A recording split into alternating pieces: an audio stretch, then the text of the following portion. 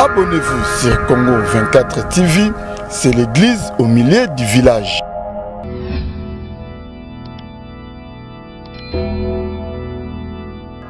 Quand on est dans l'église, soit on se retrouve dans le scandale moro pas bien devant le chrétien. La première des choses à faire est il faut s'éclipser.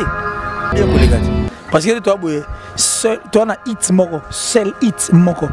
Et puis, nous avons des succès planétaires. Oui, Pessiba, la vidéo, il y a challenge, des clips challenge et autres. Denis Les, il doit t'avoir honte. Parce que place à outil, na place au toza, asa mutumo fala vanda bouche B. Allo baraté, avant nié, abete masola mututé. Donc ça, il doit se concentrer à Dieu. Il doit demander à Dieu. Dieu faut la veiller. Il a un problème sérieux avec son église. Église, on est église, ça va plein. Église, on va dire belé. Il doit d'abord se poser des questions. Abonnez-vous sur Congo. Et c'est King, Mukolo King là. Mukolo King là, il n'ose pas raison, il n'ose bien parfaitement raison. Quand un fou vient dans un débat, il faut fuir les débats. Soit comme tu as dit, bon, moi, un débat, il faut qu'il m'en. Maintenant, il faut fuir les débats. Fouiller débat, fouiller les débats, fouiller débat, fouiller les débats. Pour te soigner natal. Abonnez-vous sur Congo. Cette polémique ou quoi que ce soit, parce que Kofi n'a rien à prouver. Pour preuve, vous avez l'artiste. Le président, il y a King, il y a F Victime, qui est un produit de Kofi Olomide. C'est-à-dire que Kofi vit dans lui, sur tout le plan. Naba chant, façon de voir les choses, donc Kofi vit dans lui. Kofi ne peut pas vouloir faire un problème avec son fils, parce qu'il aime ta salaire.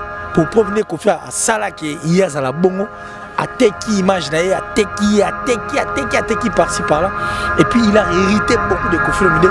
Après il va abonnez-vous sur Congo. Le Congo est une église qui a failli à sa mission, à ses missions d'ailleurs s'il faut en parler.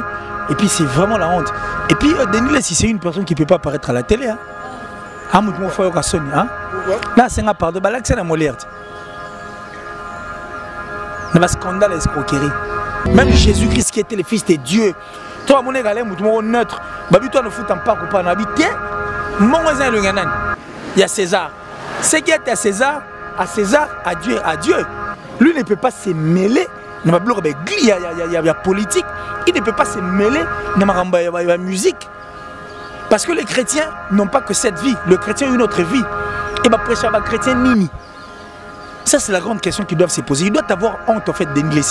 Denis Les, il doit avoir honte.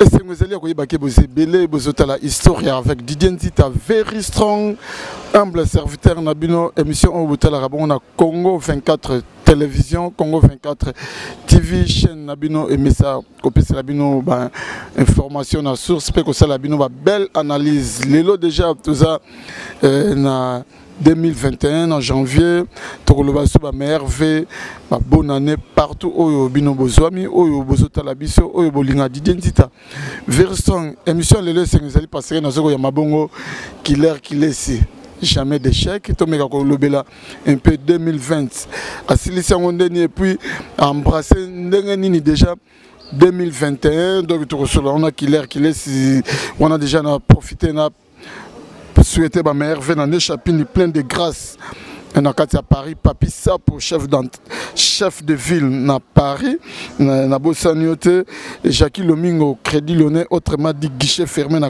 Lyon restaurant biso na biso chez Vieux Sims na Lyon adresse Zaka Moko na Dubaï Mbalamo na moni oncle Pascal Tsukula na Dubaï Jiclay Bas Mbela Jiclay na Dubaï Tremen Mipia na Bossaniote Vienanga Djenga Sevolo vieux Djenga na Dubaï Joseph na Bossaniote Patrick Mabika na Dubaï et pourquoi pas na Kadi Kadima les boss winner agency donc bino nyoso mère Venabino noko yabana gi photo ta olympique na Katia Londres Henri Mwaka Motema Yolande photo mama yoyo mama kuluta bana na Katia Anvers vienanga di yoyo miezi na Katia Diblin Natal Luko ki wana ozo fongola déjà caméra na yo tozo bongo jamais déchet killer si on a le bas merveille et bonne année. Merci en tout cas Nditaska. c'est-à-dire Very Strong, Didier. Meilleurs vœux à toi également. Merci pour tout, surtout merci parce que tu as toujours pensé à moi et merci parce que on pense à toujours na bonheur et puis avancement à la culture Nabiso. C'est ça qui fait que tu n'as jamais cessé puis arrêté de m'appeler malgré insultes, malgré tout ce que les gens disent de nous. Mais étant donné que tu embrasses à côté Moureza vérité ou le côté véridique, ce qui fait que te belé en tout cas c'est pèlera penser à Nabiso. Mais moi je crois que il est à côté. Et on pêche à côté au Ben Arabi, un pêche à côté toi à la rara. Donc c'est un grand plaisir pour moi et surtout un grand merci parce que tu as pensé à moi. Merci à tout Canal 24, Congo 24, donc Congo 24. Je parie que Bandeko Babi Congo 24, vous avez place Nitouti pour que tout comme Congo 24 et je pense que les Arabes pour un bonheur la biso puis bonheur va tout va la biso étant donné que tu me pèse à Ginzela. Et puis tu me pèses ça qui objectif. Il y a que 2020 qui était l'année passée, tout c'est dénoncé vivant. Et puis qu'on essaye en tout cas de toucher à la vérité, puis dire des choses en tout cas pour que on comprenne les bisous. Toi, tu y fais partie de la liste. En 2020, on a connu beaucoup de problèmes et tu étais toujours présent. C'est-à-dire que pasteur qui va mis ta cale na bango zaleka wana. Ba chantre ba beti ba sina bango ba dessiner nzoto zaleka wana. Ba chantre ba sali ba sex tap zaleka wana. Wana 2020 kaka. 2020 on a ba musicien profane sex tap, tu étais toujours là. Question de remettre les choses à l'ordre enfin que Maramé Rotambola en tout cas Moussika. Donc merci à toi Didien Taskin, Very Strong Kandé na Lobara. Donc un grand plaisir. Il va pas mon au niveau de Magalelo. Que tu as des émissions avec King Kesser et Béné à Kwango le Zoso. Didier Massela, Marie-Paul. Justement, on a poussé donc ça dit toutes ces personnes, je dirais que sont des parvenus parce qu'il y a pas mal de parvenus. Bon bah oui, tu vas mettre shit par Kitty. Comment on n'a pas manqué au respect. Mais c'est que toi tu y fais partie de la liste de gare au Veka. Donc toi tu as vécu quoi. Kwango le Zoso. Et mené à King Kesser. Et puis Marie-Paul, tu dois y aller, mon nom, oh les gars. Ça dit Didier Massela, frimeur. Imagine qu'il y a un fondateur, il y a Wenge Musica, BCBG 4x4 tout terrain. Oh les gars, la place est nine. Ça dit qu'on y va encore, tu as eu une meilleure émission que j'aime avec Jean Goubal. Émission, on a beaucoup de Congolais apparemment, bon, soit, bataille à rencontrer quoi. Mais du moins, c'est vraiment la meilleure de toutes les émissions en tout cas que tu as aussi tourné, qui est une émission avec Jean Goubal. Donc merci de tout Congo 24, abonnez-vous massivement et puis surtout n'hésitez pas de vous abonner sur Killer et TV. Bon, abonnez-vous massivement chez moi, ça la bien quoi.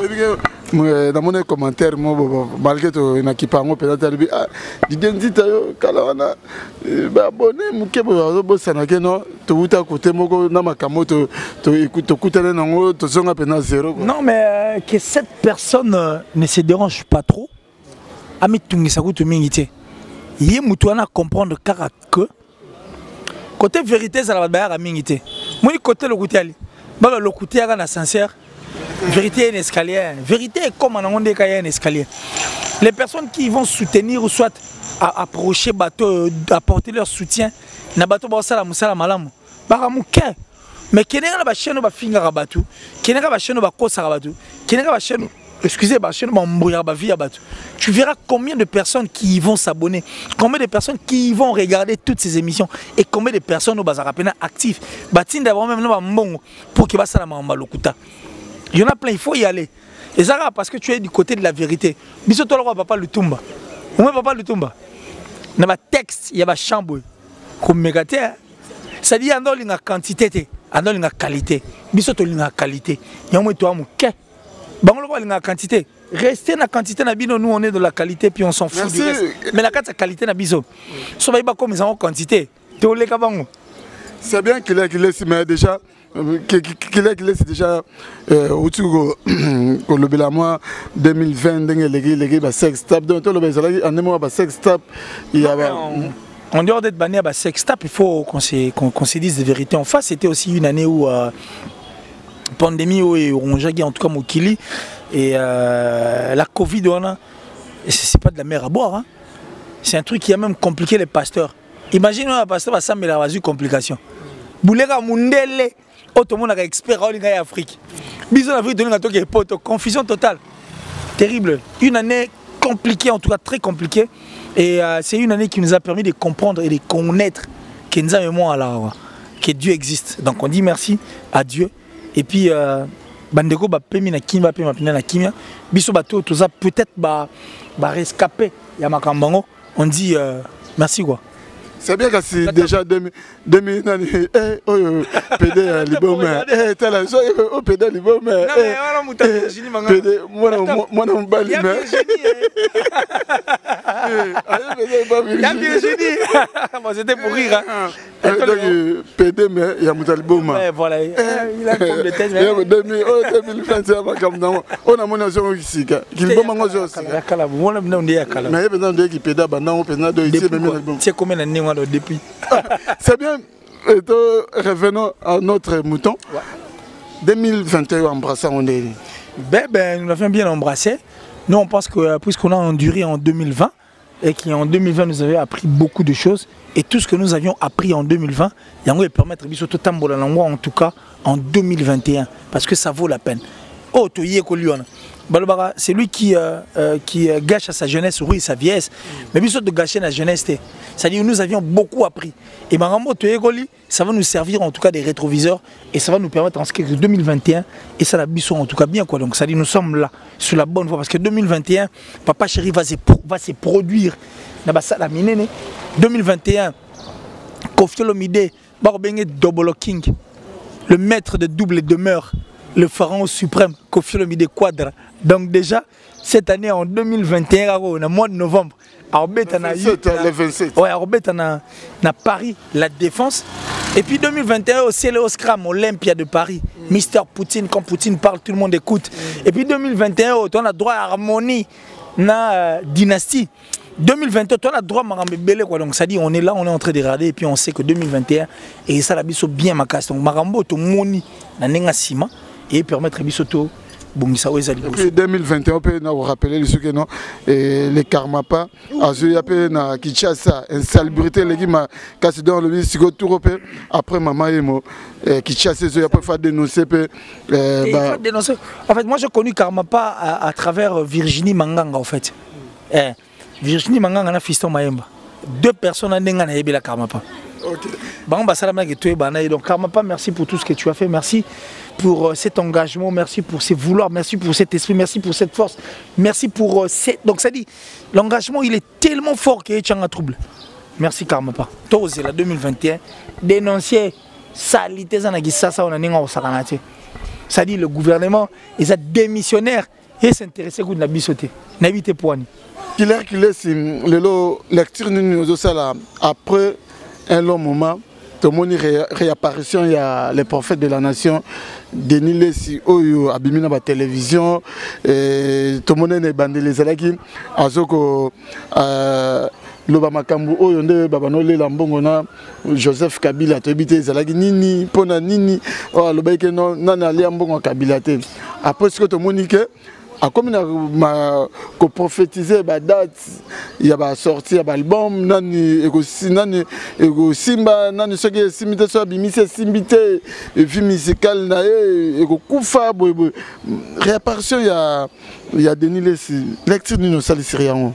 Non mais il y a une lecture de honte quoi donc. C'est une lecture de honte. Et puis on a compris que l'église de la République du Congo est une église qui a failli à sa mission, à ses missions d'ailleurs s'il faut en parler. Et puis c'est vraiment la honte. Et puis Denis Lessi c'est une personne qui ne peut pas apparaître à la télé. Hein? Pourquoi? Là c'est un pardon, là c'est un molière. Il y a un scandale escroquerie. Il y a un imité à voix Joseph Kabila à l'époque. Bakanga yobite. Il n'a pas mais c'est innocent. Non, mais innocent, quand tu es innocent, on a un dossier à l'instant même. C'est-à-dire qu'il a été dans des scandales, il y a des escroqueries, scandales, il y a de la mafia. Ce sont des personnes, dans le monde, on dit, s'ils ont des têtes, s'ils ont des cerveaux aussi, je ne sais pas. Ils doivent avoir honte. Déjà quand on est un chrétien, quand on est dans l'église, soit on se retrouve dans le scandale, pas bien devant le chrétien. La première des choses à faire, Ezarani, il faut s'éclipser. Pourquoi il faut revenir à la télé pour dire qu'il y a un Kabilate? La politique n'a rien à voir avec la religion. Même Jésus-Christ qui était le fils de Dieu. Toi, mon égalé, mon neutre, toi ne fout pas ou pas n'habiter. Mon voisin il y a César. Ce qui est à César, à Dieu, à Dieu. Lui ne peut pas se mêler. Il y a politique. Il ne peut pas se mêler dans la musique. Parce que les chrétiens n'ont pas que cette vie. Le chrétien a une autre vie. Et bah prêcher à chrétien nini. Ça c'est la grande question qu'ils doivent se poser. Il doit avoir honte en fait, Denis. Denis, il doit avoir honte. Parce que place à outil, na place au toza, asa mutumo fala vanda bouche B. Allo barate, avant nini, abete masola mutute. Donc ça, il doit se concentrer à Dieu. Il doit demander à Dieu. Dieu faut la veiller. Il a un problème sérieux avec son église. Église, on est église, on va plein. Église, église, il doit d'abord se poser des questions par rapport à son ministère. Qu'est-ce qui est devenu son ministère aujourd'hui? Et lui-même, et comme il parce que les Denis à Kalanzondo et les Denis aujourd'hui, on sent que c'est un Denis qui a été touché. S'il faut même aller plus loin spirituellement, parce qu'en réalité, il ne fout absolument rien. Il se mêle maintenant dans les buzz, le roi tout basara na YouTuber. Il veut apparaître comme Batko basara na YouTuber. Parce que maintenant, lui va nous expliquer, le 18, c'est une date prophétique. Il ne fallait pas mon nom, il est mon petit. Il peut faire mais quand ça, le roi ça attend la date, attend si n'attend pas date aussi ne fait zong ça. Mais est-ce que le tant que on a que Denis a banné ma politique, a ma musique et puis n'enga ça la analyse musicale au on va bien profane. Est-ce qu'on peut dire que non Denis on dit tant où il y a tant la Bible et ça muké mais tant où il y a yoka musique, il y a la makambo politique et c'est belé. Non mais il est en train de se mêler le patte comme une girafe. Et puis Néopé ça il n'en sort raison, il n'ose bien parfaitement raison.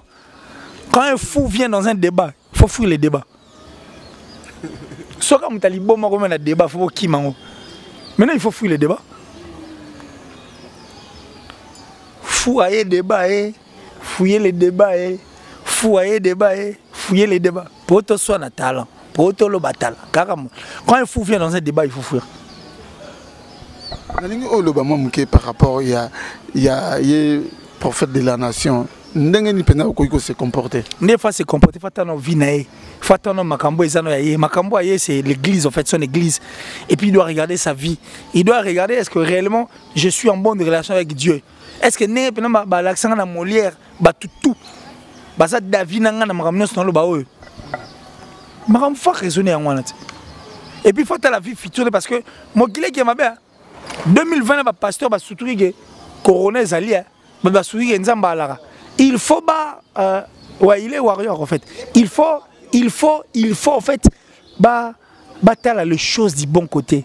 Alors pour regarder les choses du bon côté, c'est la moindre des choses. Est-ce que Dieu est en bonne relation avec lui? Est-ce passé warrior? Mais où tu vas des côtés on a le but. Quand tu défends, bon, soit il donne une position. Passé warrior. Il est Nzondo. Donc il faut regarder les choses. Il faut regarder les choses du bon côté. Tu comprends? Donc, la première des questions, est-ce que je suis en bonne relation avec Dieu ou pas? Mission Nanga Ezali n'a expliqué l'album ou pas? Ou mission Nanga Ezali, c'est de paître en fait le brebis. Parce que Jésus-Christ était venu pour des brebis baza galeuse et des brebis baza pota, des brebis baza démunis, des brebis baza problème. Et là, il faut sauver nos âmes. Âme vivre dans les jours à venir. Parce que le chrétien ne regarde pas ce monde. Le chrétien ne regarde pas le bien matériel. Le chrétien ne regarde pas ce que nous faisons. Le chrétien regarde en perspective, c'est-à-dire l'avenir. Et là, il faut et puis,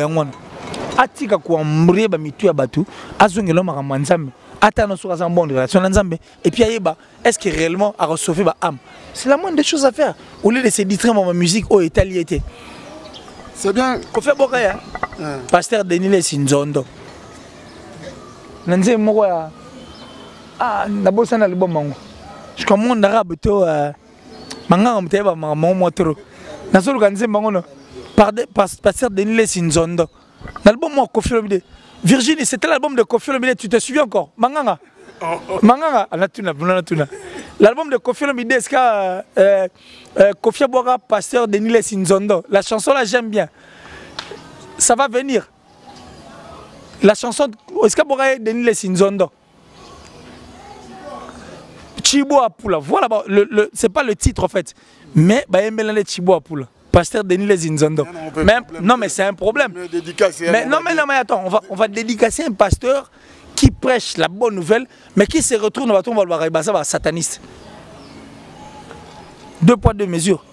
Voilà qu'il est surtout autant comme il y a Koffi Olomide inspiré un peu question. Mais est-ce que vous avez double king, côté Guna King, double king, côté Guna King. Est-ce que maître de double demeure. Est-ce que les lots déjà Batumusu mais pour moi faut le roi. Est-ce que Batumusu déjà comme interprétant on dirait Koffi Olomide pour moi nanae du Cap la merveille king, yemba l'amour comme king.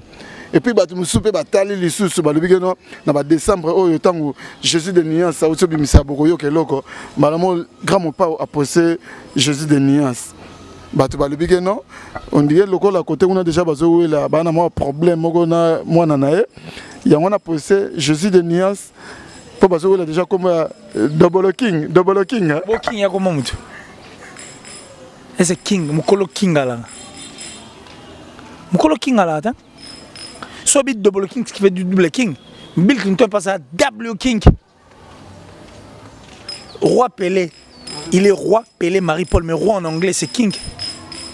Où est Azala, roi de la forêt? Azali. Azali en fait, roi de la forêt, c'est king. King Kester et Menea. Ce sont de faux fouillants. Ils ont confirmé qu'il est en la Tanzanie. Babeleli est double king. W king.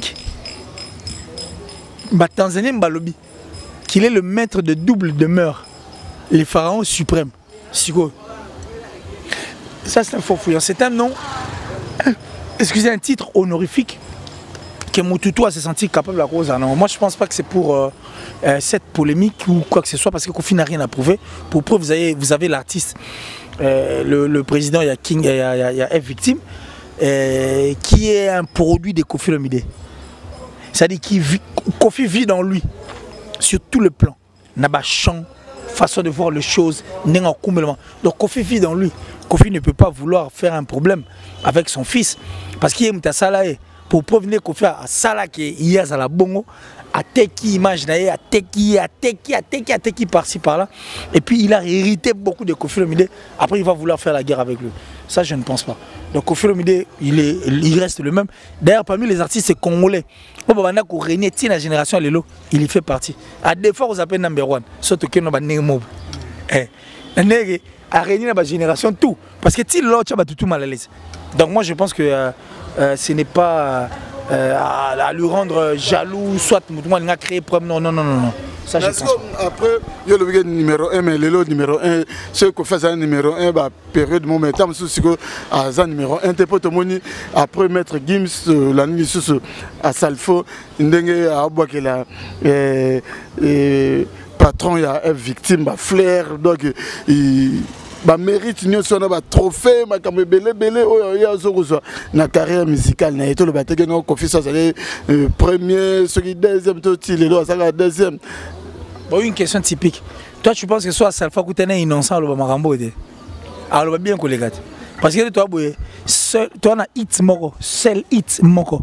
Et puis, nous avons moko ça des succès planétaires. Oh, pessiba, ma vidéo, il y a challenge, des clips challenge et autres. Yopé. Hollandi, nous n'en parlons pas. Soit Koutene bien innocent le Baka Makambo, Kolekata Msous. Bonjour à Koutana Quadra. Joue à Koutana Papa Chéri El Salvatore de la Patria. Joue à Koutana Oueranson. Joue à Koutana Ferré. Alors peut-être parce que Ferré a médiatisé Makamboute. Koutana déjà il a dit aussi des choses importantes qu'on a fait rigoler. On est à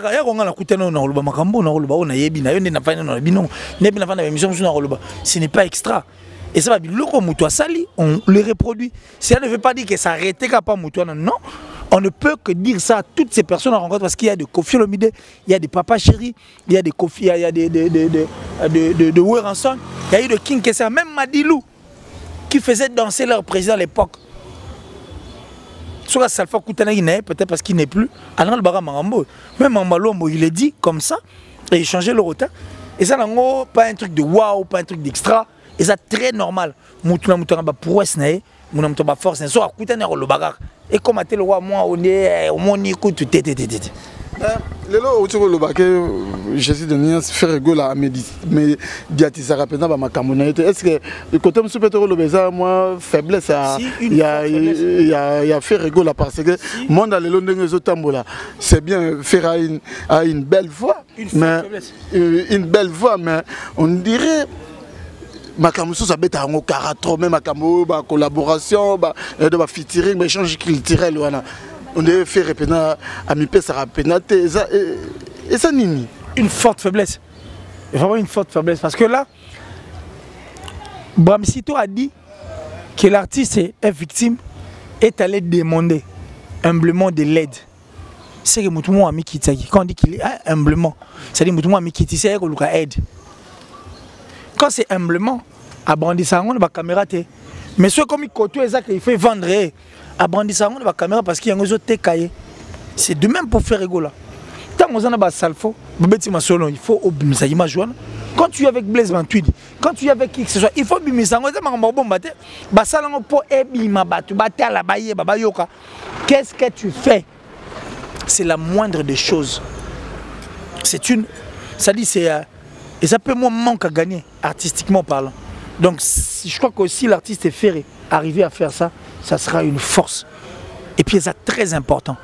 Mais le boss va le baguette non surtout le bateau ndenge ya la gara so bolo bela vita so ta la pays mana bolo bela werane la bota la JB le so un moment bolo bela faire faut bota la paix concurrent na et adversaire direct et ça du cap la merveille mais les boss va la non du cap wel ça quand on va photo est-ce que ndenge mutolo baga monde le autre temps autre mers est-ce que ba photo na par rapport même ya ba fan comité ka publicité na yo est-ce que ça est nécessaire pour faire des makamona beta kara ya mi pesa trop na mungongo na est-ce que mungongo la voix suffit mais c'est la voix qui a suffi d'abord pour qu'aujourd'hui on parle de Ferrigo là. C'est les talents parce que la voix fait partie du talent. Ce qui a suffi pour qu'on parle de Ferrigo là aujourd'hui. Ça c'est d'abord un acquis. Mais je pense que le tout est fait à partie parce que la musique aujourd'hui est comme autrement, il faut vendre l'image. Et c'est important, je pense qu'il va tout entourer. Ferrena, Ferré, moi, va tout comprendre que c'est vraiment important. Que ça vaut la peine de vendre l'image, tout quoi. Surtout si ça on a moi bien quoi. La collaboration, échange culturel. Quand tu fais rigoler ça, là, bien parce que quand c'est une collaboration, je crois que faire pour collaboration, l'éviter que quand on collabore, il faut que l'eau charge. Oh, donc on a mis 25 secondes à tirer l'eau, on a pour naviguer au Tégratin. Tout le monde a Céline Dion, Barbara Streisand, je crois. Une belle chanson, tel hymne. Hier, on a dit tout mamingon, et ça sera bon. C'est bétam. Nabi tout mamingon, pour Nino et Minze Monangana au boulot de Nze Moninot. Vanini, est-ce que Yozo Tunanga, moi je réponds Vanini ou c'est comme ça. Non, le Vitoko c'est BTB ma collaboration, on appelle ça bien. Non mais collaboration, oui mais collaboration faut ça la paix bas sentir. Yo benga collaboration. Oh sentir tout à l'heure. Au lobby na lobby. Et ça te yo lobby to yo lobby au kuluka lo mo kinga na lo on dit ngani coller mission te. Et ça la collaboration. Faut pas sentir que résultat ça positif. C'est la moindre des choses. Donc on a Nino de travailler. Après si trop. Si on a place on a profiter na gaz amnia. Nino m'a fouli son collaborateur en fait. Waouh. C'est bien qu'il laisse mais les locaux le la musique congolaise oyo net initiative oyo Jésus de Nias Sazwaki ko sangisa ba ninga na ya wenge babet album en dynastie idée on a monné et puis lelo est-ce que toko lo ba penaka no wenge clan wenge ba zongel pa matam na bango penaka no o senti penaka no we rason so na télévision foyo kandenga so lo ba pona héritier watanabe foyo kandenga so lo ba pona Jésus de Nias to lo ba clan wenge ba zongi na raison bien dengeni ils ont compris tu as d'ailleurs répondu ba zongi na raison ba comprendre qu'il faillit ba Simba. Ils ont compris. Ils vont raison, ils ont compris qu'il fallait battre Simba. Voilà. Voilà, c'est bien que c'est le killer qui laisse. tout le belaka musique congolaise ndenge yango ezokende musique congolaise apparemment ba vieux ba buki na bango ndema peka pena donc ba pesi déjà passage oyo to le bani ba botoli bango drapeau ou bien bango mo pena batiki passage na ba jeunesse montante ba drapeau wana. Mais c'est logique dans la vie, il faut apprendre à quitter les choses avant que les choses ne vous quittent. Parce que tout passe. Avant bango ba ya ba bazalara. Tant bango ba ye, ba to batiki bango place. Bango ba comprendre que c'est bon. Et c'est important. Ça a toujours la game, mais bah comprendre que tu vas forcer trop parce que bah tout nous bah et ça relève et ça peut faire plaisir, na bonheur à la musique. Donc ils ont compris. Moi je pense que c'est un esprit bien, un esprit très positif. Qui est que les déjà aux Oshité na biso menalingi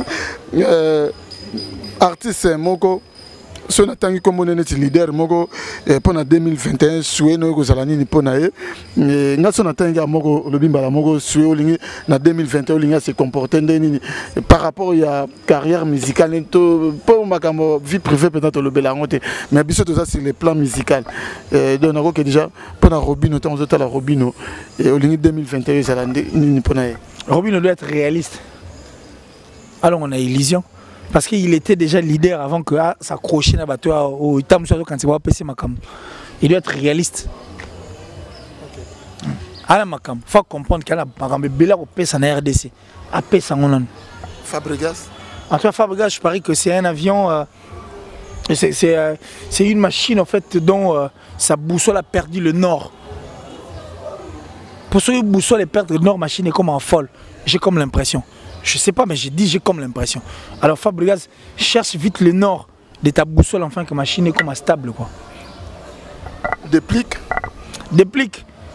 Tu dois encore t'afficher davantage parce que je ne les sens plus. Ayak abimi mon alimou. Zonga. Ouais Ranson. Bah ouais Ranson doit encore fournir beaucoup d'efforts parce que l'esprit n'est que ouera de la forêt, de la jungle. Bisous tout le monde va Charles Aznavour routine à 90 ans. Ah quand la force à Yemba. Bah Johnny l'idée il était encore. Il pouvait encore donner le meilleur de lui. Papa chéri, j'ai bien pensé El Salvatore de la Patria. Merci. Cela veut dire à éviter Djalelo. Tous ces gens-là qui le flattent bêtement comme ça, il faut éviter. Bah, Ferregola. Ferregola. Réveille-toi. Réveille-toi. Que les Gaulois comprennent que tu as déjà tout. Bah accompagner, surtout les Gaulois. Ils ont intérêt à soutenir Ferregola. JDT Moulopi. Ouh. Mawa une belle chanson. Papa une belle chanson Mawa avec Célo Scram. Et puis depuis c'est l'acteur à filmer Tilelo. Célo Scram. Célo Scram, Mr. Poutine, toujours actif. Toujours actif. Encore. Galop. Et puis quand on a un passage sur internet, on a moni bakomi kombo na yo, Célo Scram, Virginie Manganga, nani le prince nani Charlie Prince. Et ça ni au moins qui passage en Kozanga Pongi. Kozanga Pongi. Manque d'arguments. C'est normal. Killer, si Virginie Manganga, Célo Scram, Charlie Prince. Bino ne se battait, Bino n'a compte à Gaulois. Non, mais moi je suis pas un Gaulois, je l'ai dit tous les jours de ma vie, chaque jour. Je ne le suis pas, je ne le serai pas. Mais je suis derrière la culture. Vous comprenez? Donc, point barre, moi j'avance. Tout ce qu'ils vont dire, c'est pour me discréditer. Discréditer, pour la vérité. Soit on va casser une torche. Na jumelle. Mais il y a déjà une collaboration avec tout le monde, album à Moutou. Mais il y a un album à Tindiki.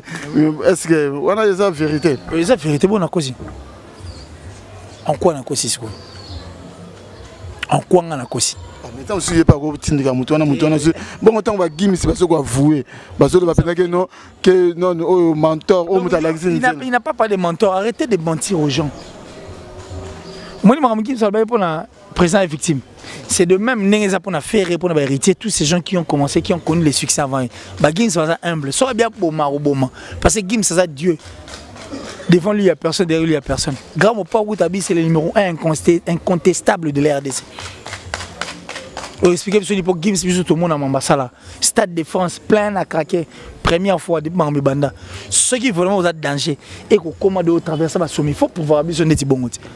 Pour qui ça là on sent ma quelle triple disque de platine, double disque d'or, disque de diamant. On arrête avec ça, on avance. Merci. C'était comme Nabiso Nasuga, Talaga, mot de la fin Rosani pour 2021. Merci Zamba, Nzeto Ezokwe, Salama Kielo, les Zamba Ezobota.